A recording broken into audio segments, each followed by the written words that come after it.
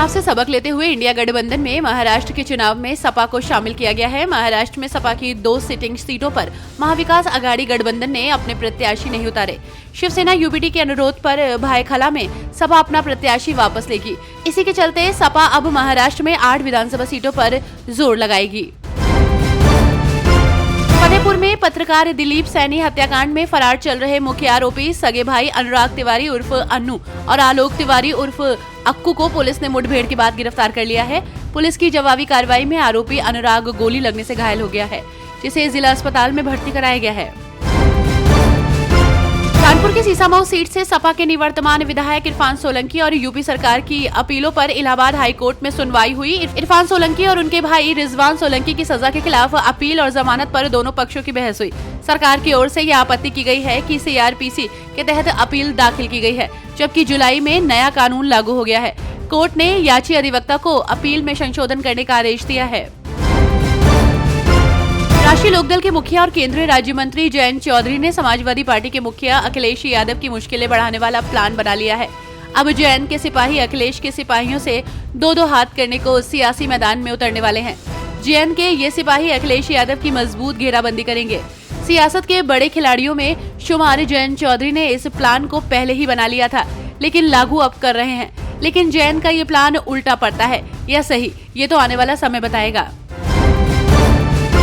उत्तर प्रदेश के मुख्यमंत्री योगी आदित्यनाथ ने झारखंड के जमशेदपुर में एक जनसभा को संबोधित किया। योगी ने इस जनसभा में इंडिया गठबंधन पर जमकर निशाना साधा। उन्होंने अपने संबोधन में दावा किया कि प्रधानमंत्री नरेंद्र मोदी की अगुवाई में भारत तेजी से आगे बढ़ रहा है।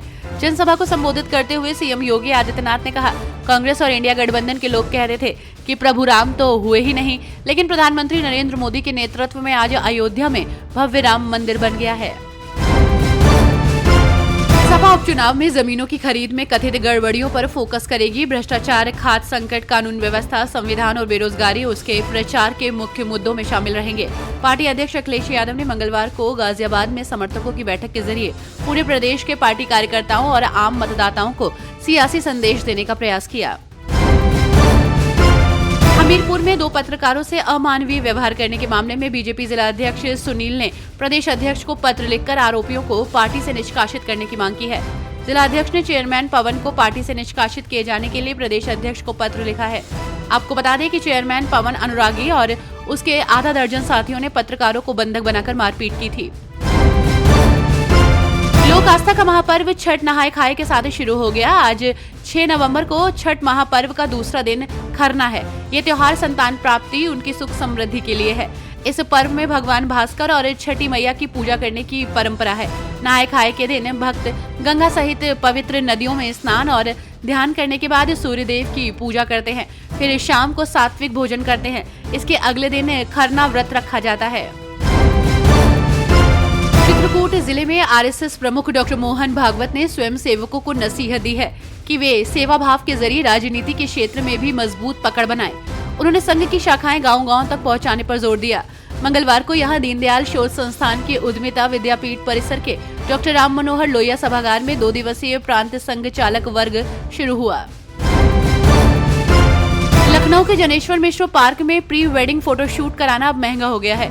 अब यहां पर फोटोग्राफर्स को सेटअप लगाने पर 17,000 रुपए देने होंगे। इसके साथ ही 18% जीएसटी तक देना होगा। एमडीए उपाध्यक्ष प्रथमेश कुमार की स्वीकृति के बाद नई दरों को लागू कर दिया गया है।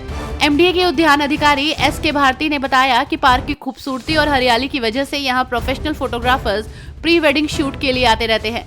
इसी को देखते हुए शुल्क को बढ़ाने का प्रस्ताव तैयार किया गया है।